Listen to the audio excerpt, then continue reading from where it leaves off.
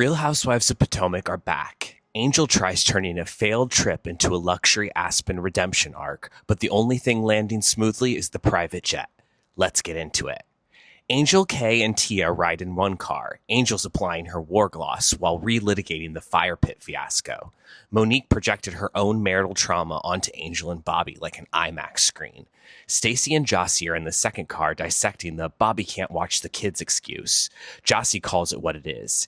Angel didn't want to come to that pajama party. No lie told. In the third car, Potomac's least trusted think tank, Gizelle, Monique, Wendy, and Ashley. Monique insists she never spoke on Angel's marriage, only on Angel herself, a distinction without much of a difference. Gizelle claims she was rooting for Angel, as if we haven't watched her narrate this woman's lease like a Dateline special for the last 4 episodes. They finally reach the airport. Production gives us a full Bravo showcase, zooming in on every PJ detail. We are meant to understand she may have fumbled the faucets, but she did not fumble the Falcon 900. Angel tries a cute little hostess speech on the jet, and Gizelle cuts her off. Too late. All right, well, Gizelle explains what a real hostess would have done. Angel keeps trying to apologize, but they want emotion, not logistics. The problem isn't whether the pipes technically work, it's that she never checked on the people trapped inside the plumbing storyline. Gizelle steps in like she's both producer and travel agent. She announces she's called the Four Seasons people and secured rooms. Angel looks annoyed but boxed in. She's organized the troupe, but Gizelle is hosting the recovery. A hospitality coup with turn-down service. They land in Aspen and pile into Sprinter vans and head to lunch. Angel tries yet again to thank them for coming and apologizes one more time for the house. A few of them are ready to move on to deviled eggs. Others are holding on to this storyline like it's a student loan. Monique decides that it's the perfect moment to address Angel. She sees a woman doing the most and worries Angel will explode like she once did. Angel drops the line to slice it open. Oh, so you're wondering if that's also my lived experience. Okay, it's not. Saying she needed to check in with Bobby was about mutual respect, not a covert distress signal. Jassi jumps in, saying the language is what was concerning. It's not babysitting if your name is on the birth certificate. Kay does not see the issue. Wendy and Gizelle veer into new territory. When did Angel and Jassi become so close? Jassi explains they've built a genuine off-camera bond.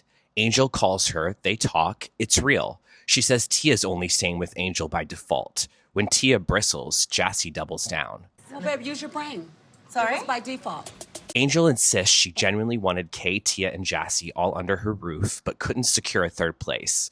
Wendy isn't convinced. She wants Angel to stand behind her choices and say out loud who she really rides for. The ladies get ready to head to Kemo Sabe, but Angel's composure is slipping. Every time she shares, it's picked apart, and she's now fighting back at the same level as her hosting skills. Monique shifts into big sister mode, telling her people will judge, twist, and question. Angel has to decide whether to stay guarded or fully show up and let the chips fall. They leave the restaurant and walk down the streets of Aspen. Everyone is in chic layers except Gizelle, who looks like she got styled by a lost and found man. They arrive at Kemo Sabe.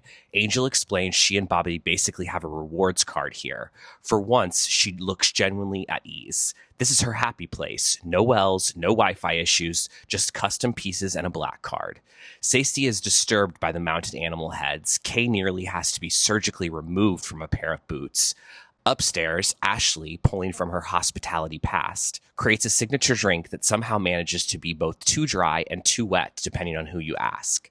Then comes a purchase parade. We see everything the ladies bought except for Stacey, who knows how to stay rich.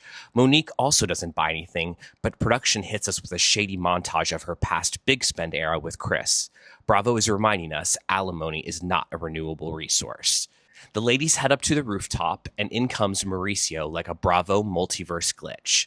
Gizelle gives the Beverly Hills backstory. She admits he is someone she would absolutely spend horizontal quality time with, but she is not willing to invite Beverly Hills drama into Potomac territory, at least not on the record.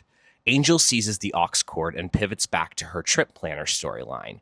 Stacey and Ashley start gently circling the idea of a night out.